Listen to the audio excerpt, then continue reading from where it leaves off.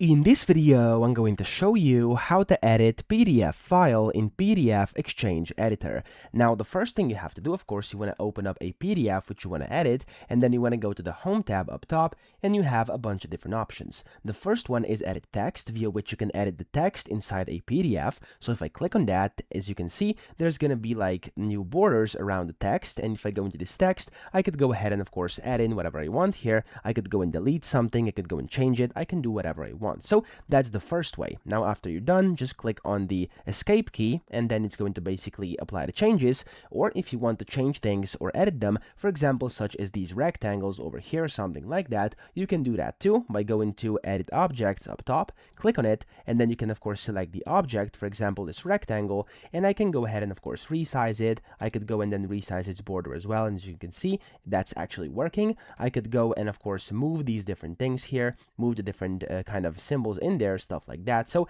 there's a bunch of things you can do using just these two tools up here, and they're actually very, very convenient. So that's how to do it. I hope this video helped you out. If it did, please subscribe to the channel and help me out as well.